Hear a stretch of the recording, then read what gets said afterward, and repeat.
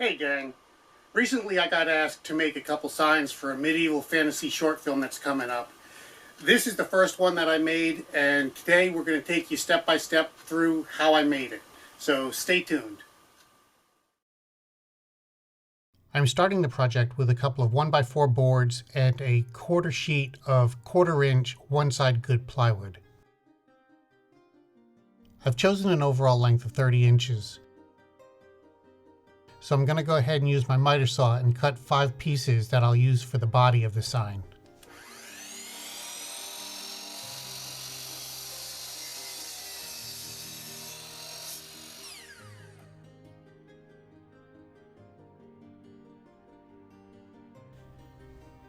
The overall width of the sign is going to be 17 5/8 inches. So I'm going to make 2 16-inch braces that I'll attach to the back of the sign to keep it together.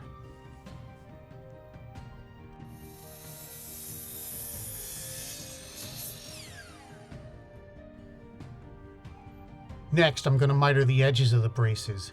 This isn't a necessary step, but I do it just because I think it's more aesthetically pleasing.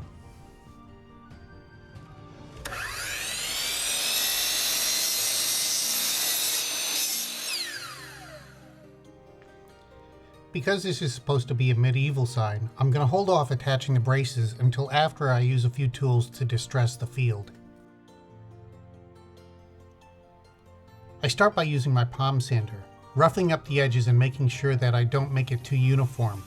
I want the edges of the boards to look weathered and worn.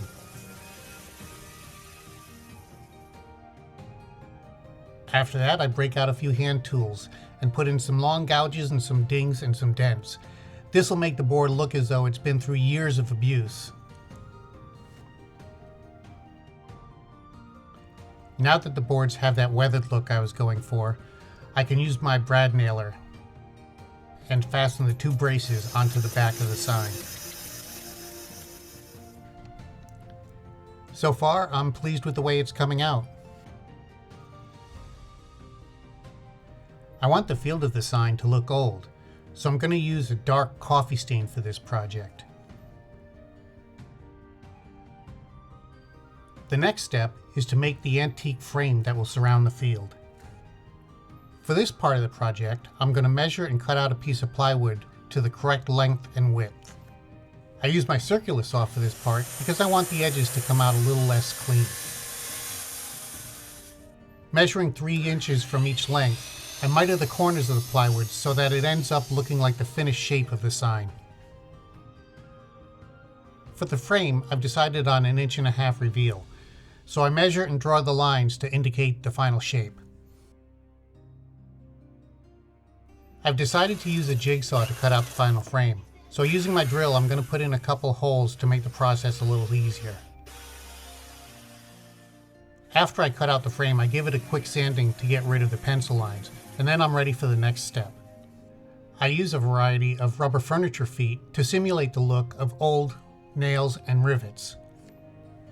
Next, it's on to painting. For this project, I'm going to start with a primer coat of flat charcoal gray. After that, I'll put on 2 coats of the metallic paint to simulate the old iron look that I'm going for. Once the paint dries, I use my nail gun to attach the frame to the field. Next, I'm going to work on giving the metal a weathered look. For this step, I'm going to create a wash using chestnut and flat black acrylic paint.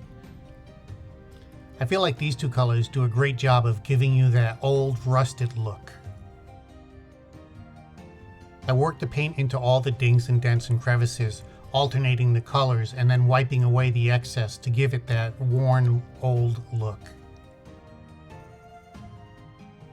Here's what the frame looks like after weathering it with the acrylic wash. I found a box of wooden letters at a local hobby store and decided that I was going to use these for the lettering for the sign. For the letters, I decided to go with a slightly different process. The first coat, I'll use the flat charcoal gray as a primer. After that, I'll use the hammered look to give the lettering texture. And finally, I'll finish it up with a metallic paint to just touch it up and give it some highlights. I wanted to add another layer to the final look of the sign, so I'm going to be attaching the lettering using small brass brads. To do this, I need to drill small holes in all the letters. Finally, I attach the letters to the field using the small brads. The same as I did for the frame, I wanted to apply a weathered wash to all the lettering to give it that rusted, old look. I do this in several applications, allowing the paint to dry in between coats. And here's what the lettering looks like after painting. Finally, I attach the shaft of an arrow through the sign to give it that whimsical look. And there you have it, the finished sign. Remember, if you enjoy what we're doing, make sure to like, subscribe, and leave a comment down below. Thanks for watching, and we'll see you soon.